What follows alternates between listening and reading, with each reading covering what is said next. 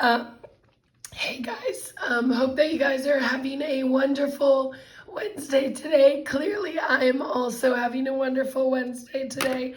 Plan for today is you're gonna do two kind of little short notes on topics that we haven't gotten to that are on the semester exam but are pretty easy. And then as soon as you finish your notes, your assignment will be to pick up your semester exam review from the substitute, and then you guys can just work on that for the rest of class. So L'Hopital's rule, this is the first of the two little tricks that we're gonna learn, is another way for you to solve 0/0 problems. So remember that when you're doing limits, typically you would try to sub in whatever number x is approaching. And then if you sub it in and you get 0/0, you would try factor cancel. Okay, that's one of the main tools that we've used. There are some other tools like conjugates and that kind of stuff. Okay, but now we're adding another kind of trick to that bag, which is called L'Hopital's rule. Okay, L'Hopital's rule can fix any limit that gives you 0/0. So let's read what it says.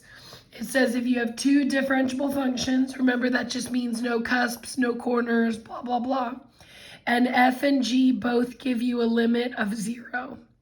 Then if you're trying to do the limit of f over g, that results in 0/0, okay, which technically that's called the indeterminate form. Okay, we just call it do more, but it's technically the indeterminate form. So if f and g both give you 0 and they're in a fraction, then you can evaluate the limit doing the following. You're going to take the function f on top, you're going to take the derivative of it. You're going to take function g on bottom, you're going to take the derivative of it.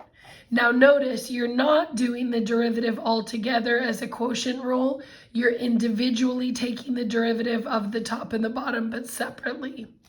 Okay, once you take those derivatives, you can try the limit again, and it'll give you whatever the answer is.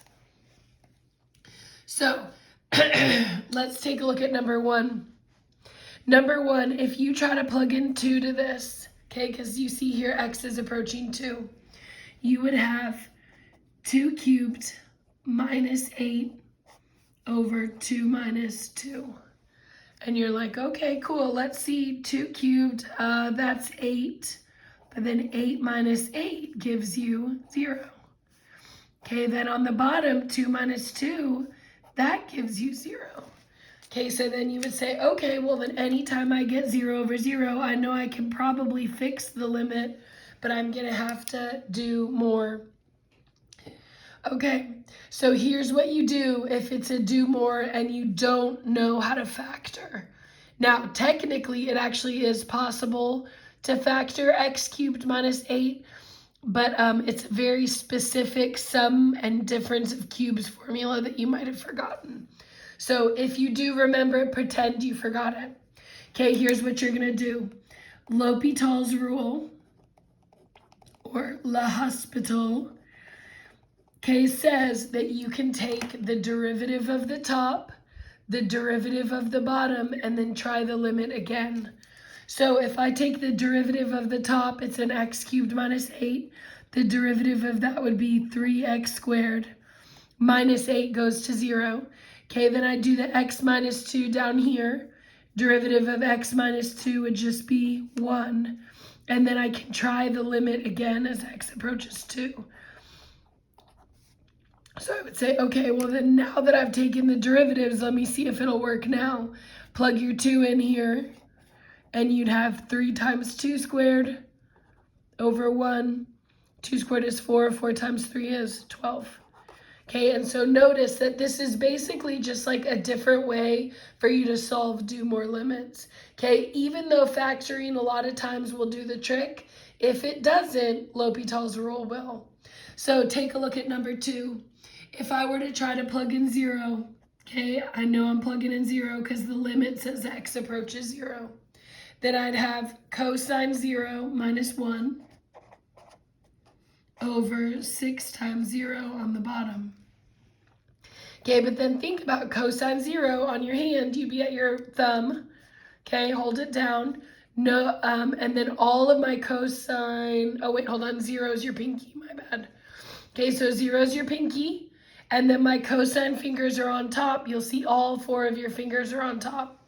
So that means that it's gonna be root 4 over 2, which is 2 over 2, which is 1. So I'll have 1 minus 1 over 6 times 0 is 0. But then 1 minus 1 is 0 over 0. That tells me that I need to do what? 2 more. Okay, so at this point, there's no way I could factor this. Okay, but remember, L'Hopital's rule will still work. So for L'Hopital's rule, you're going to take the derivative of the top and the bottom separately, then try the limit again. So look at the top, it was a cosine x minus 1, snow cone, snow cone. Okay, if I'm on cosine, I would end up down at negative sine x. And then minus 1 is a constant, derivative goes to 0. Okay, 6x on the bottom, derivative of that is just 6.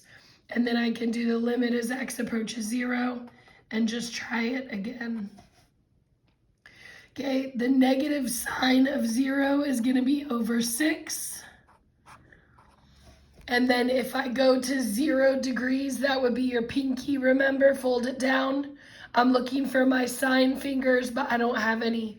There are no fingers below your pinky. So then that means that this is 0 over 6. And then remember, 0 over 6 is not a do more, that's an answer. Okay, 0 divided by anything, that gives you 0. Okay, the little thing that I would always say when we covered this is it's okay to get 0 on top. It divides to 0.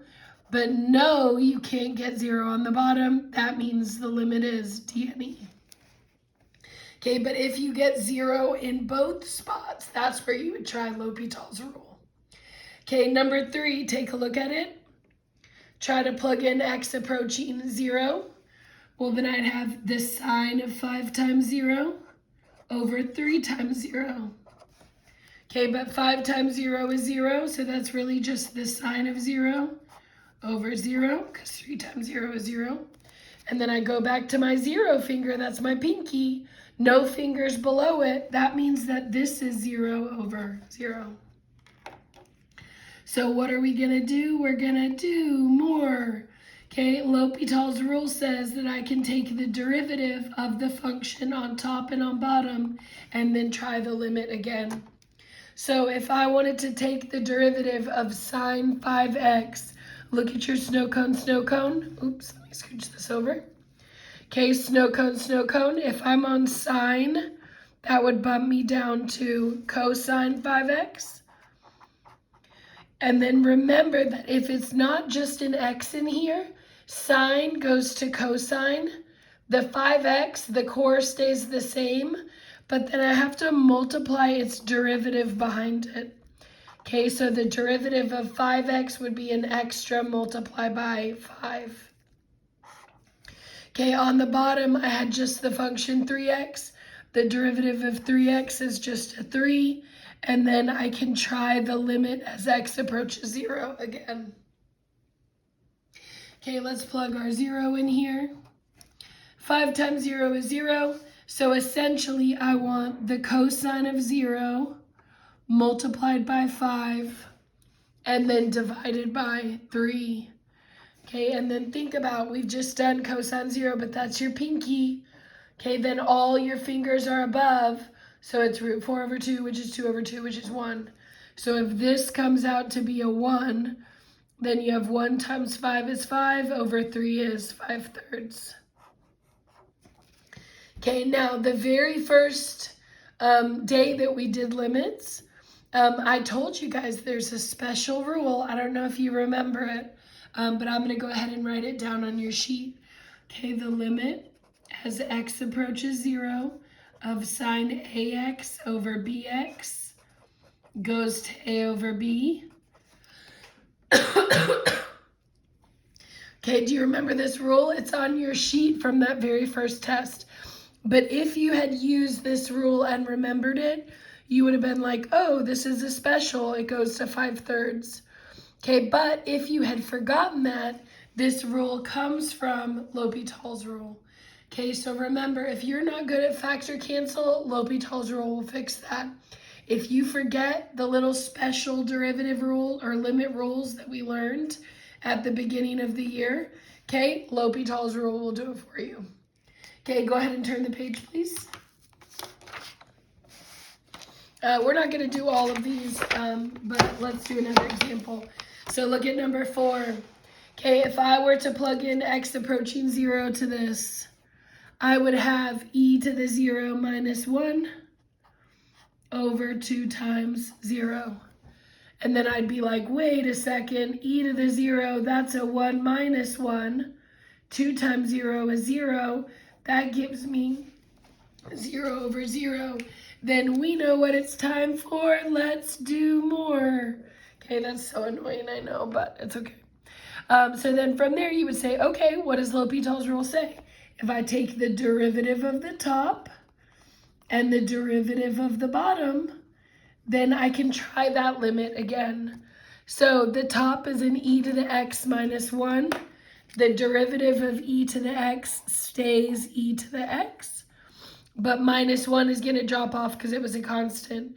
2x on the bottom, the derivative of 2x is just a 2. And then I can try the limit as x approaches 0 again. E to the 0 on top is going to be 1 over 2. Okay? Let's take a look at number 5 right below that. Okay, x is approaching 3 in this limit. So then I'd plug that in and I'd be like, okay, well then I have e cubed, e to the 3 over 3 minus 3.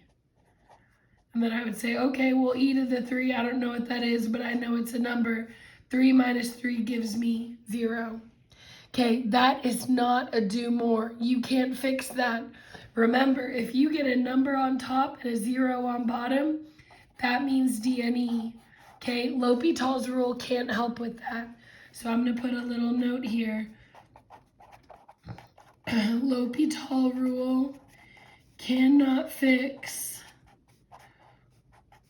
unless 0 over 0. Okay, if it's not a 0 over 0, you should not be trying L'Hopital's rule. Let's do maybe just a couple more of these. Take a look at number 8. ln x minus ln 4 over x minus 4. Limit as x approaches 4. So I'm going to take that, plug it in. Well, then I have ln of 4 plugged in minus ln 4 over 4 minus 4. And then you're like, wait a second, ln 4 minus itself, that's 0. 4 minus itself, that's 0. Then whenever I get 0 over 0, it's time to do more. Okay? Now you're going to have to remember the derivative of ln x to do this one. Okay, think about what it is. L'Hopital's rule. Okay, we want to take the derivative of ln x minus ln 4. The derivative of ln x, I'm going to write it down here, is 1 over x. Okay, I think we talked about that last class, but nobody really remembered it. So ln x, the derivative is a 1 over x. Now, when I take the derivative of the top, what about the ln of 4? Well, remember the ln of 4, that's a constant. That's a number.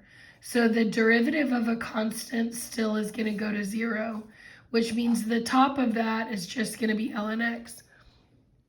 Okay, because the derivative of the minus ln 4 goes to 0.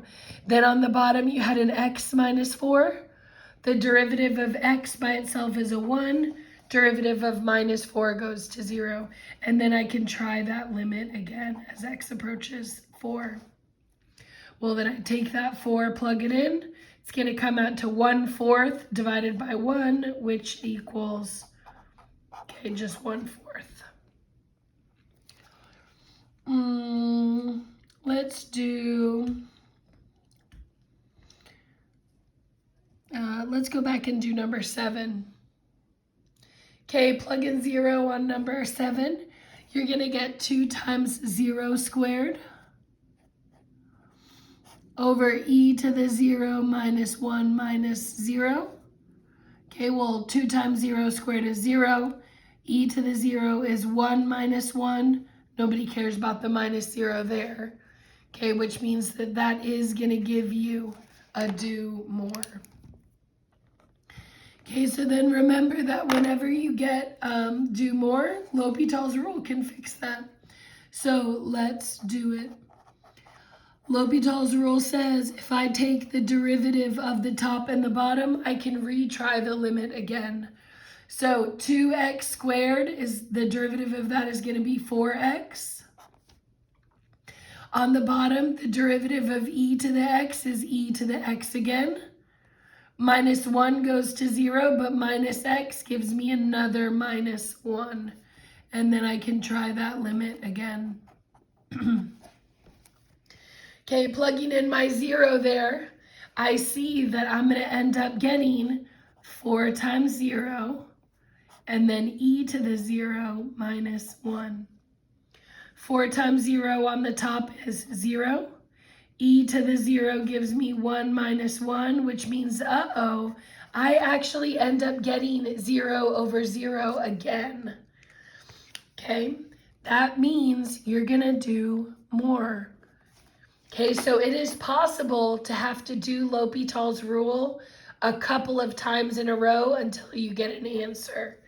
Okay, thankfully though, L'Hopital's rule is pretty easy. So we're going to work L'Hopital's rule one more time. L'Hopital rule. And then I'm going to put again. So derivative of 4x goes to 4. Derivative of e to the x minus 1 goes to e to the x.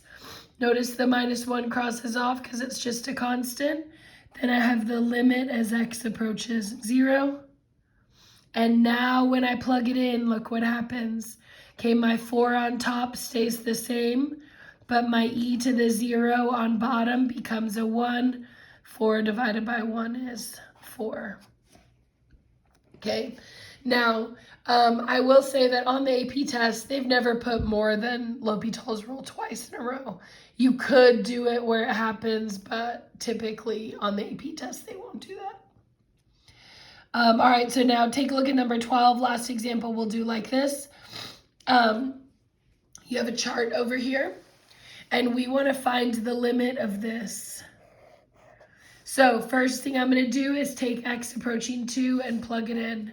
So on the top, I'd have 3 times 2 minus 6 over 2 times f of, now be careful here, this is already a 2x and I'm putting a 2 into that.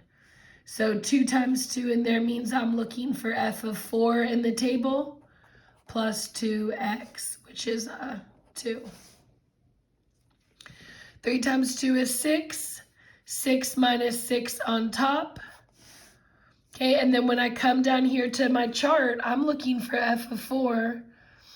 F of 4 is 8. So I'd have 2 times 8 plus 4. Oh, this one doesn't even come out to be L'Hopital's rule. Okay, 6 minus 6 gives me 0. But then think about 2 times 8, that's 16. 16 plus 4 is 20. Okay, so in that case, you have an answer. Remember, it's okay to get 0 on top, but no, you can't get 0 on the bottom. That's a D&E. So if my 0 was on top, that's the okay option, then it would be 0. Okay, but remember, L'Hopital's rule can't fix anything. It can only fix 0 over 0, which is called the indeterminate form. All right, turn to your last page. We're almost done. Okay, the last thing that we're going to talk about is going to be how to take the derivative of inverse functions. So if you look on that big, long derivatives sheet that I gave you with every single rule on it, okay, you have rules 20 through 25. They're already on there. You don't have to write these down. But these rules are on that list, and they're how to take the derivative of inverse trig. Now, note right here, arc trig and inverse trig are the same thing. So it used to be that they would use arctrig, but now they've pretty much switched to this notation. Okay, so take a look at number 1. It tells me to take the derivative of, this is inverse sine x. Okay, if they put the -1, that's inverse sine. Okay, and so the way that you're going to do that is you're going to follow the formula. So look over here, I'm going to write this a little bit bigger. Okay, but it's u prime over the square root of 1 minus u squared. Okay, so all that I'm going to do is I'm going to find what my u is. I'm going to take the derivative of it, and then I'm going to plug into my formula. So I can see that my u is what's inside the sign, which in this case is a 4x. Then I want to find u prime. The derivative of 4x goes to just a 4, and then I'm ready to use this formula right here. So the derivative of inverse sine x equals, okay, u prime on top is just a 4 over the square root of 1 minus u squared would be 1 minus 4x squared. Okay, and then remember that that would be the derivative at any x that I want. Okay? All right, go down to number 2. This time we're not just taking the derivative, but we want the derivative at 1/4. So I'm going to start with my inverse sine. I'm going to take the derivative. Okay, so my u is at 2x, which means that my u prime would just be a 2. And then I'm going to say, okay, well, let me go to my formula then. I know that the formula for inverse sine is u prime over square root 1 minus u squared. So then f prime of x, okay, I'm writing over here to the side, is u prime on top is a 2 over the square root of 1 minus u squared, which was a 2x. Now notice that's the derivative at any x. Okay, but I don't want f prime at any x value. Okay, I want it at my x value, which is a 4th. So after I write the derivative, now we're plugging in a 4th. So over here, f prime of 1/4 equals 2 over square root 1 minus 2 times a 4th, and then squared. Okay, now we are going to follow PEMDAS here. So if you do 2 times a 4th, okay, we know that that's a half.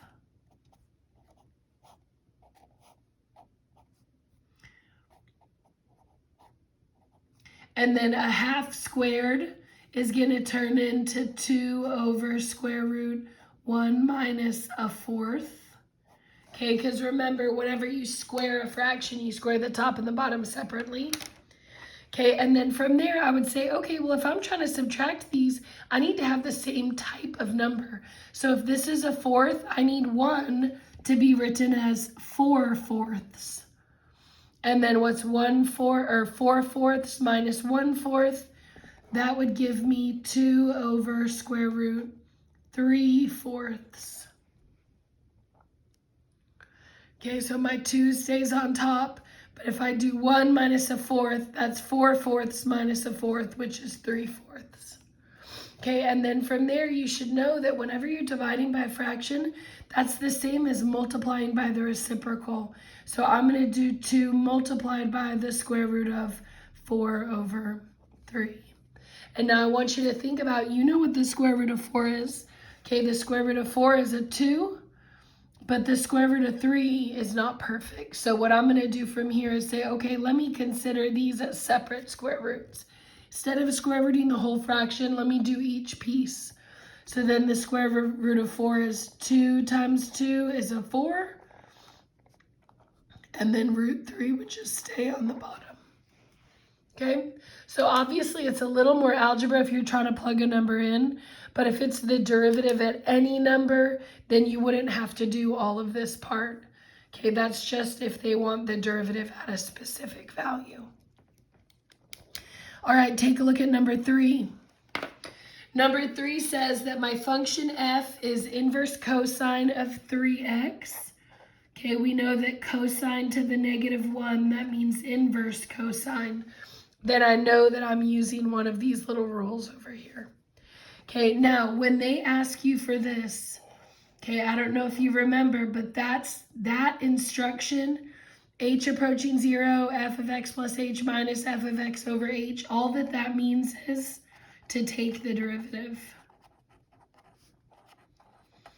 Specifically, that's how to take the derivative the long way. Okay, but you're not ever going to do it the long way. You're always going to use your rules that we've learned. Okay, because it ain't the 1800s anymore, baby. Okay, so cosine of 3x, my u is a 3x.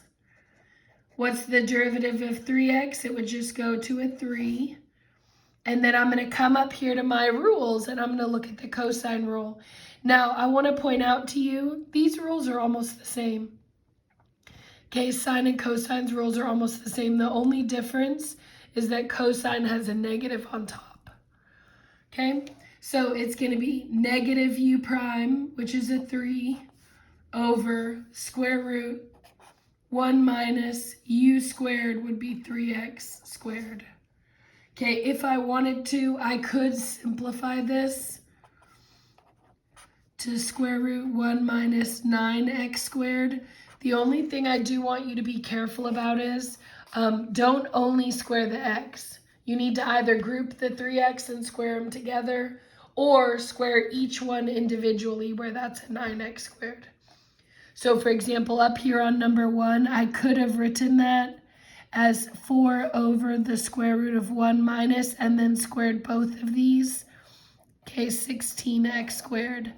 And I'm not sure how it shows up on your semester exam, but those technically are the same either way. All right, we have one more left. Take a look at number 4. Okay, number 4, we have another version of this right here. Okay, so remember that anytime that you have the limit as h approaches 0 of f of x plus h minus f of x over h, that means take the derivative.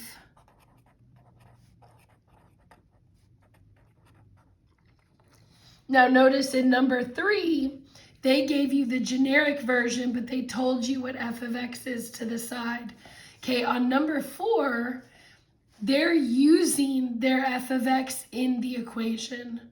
Okay, so remember, your job, if you get a question like this, is circle what's in f of x's spot in the definition, and then take the derivative. So if I'm looking at this one, I see f of x is going to be the second part, inverse tan of 5x. Inverse tan of 5x. And then I'm just going to use my formula. Okay, so my u is a 5x. My u prime is just a 5 by itself. And then I'm going to look up at my inverse tan formula here to write my derivative. Notice that the inverse tan formula is totally different. Okay, if you can't read it, it says u prime over 1 plus u squared. So then in this case, my derivative, f prime of x, would be u prime, which is 5 over 1 plus 5x squared. And then remember, I can leave it like that, or if I want, I can square both of these and write it like this, 25x squared. Okay, but both of these are correct. The only difference is whether you leave the parentheses around the 5x or if you square them separately. Okay? Now, real quick, let me show you what questions on the semester exam review you're going to use this on. So if you want to pause this video, you can. Go get the exam review from the sub, and then I'll show you which ones you're going to use it on. Okay? And then this video is like literally about to be over. Okay, so semester exam review. You have an inverse tan here on number 5. And then you have an inverse tan on number 6. an inverse sine on number 6. So 5 and 6 are your inverse trigs. And then let me find the L'Hopital's rule one. L'Hopital's rule is right here on number 15. Okay, so this is going to be L'Hopital's rule. And then let me check. I thought there might have been one more. Yeah, it's number 16. Okay.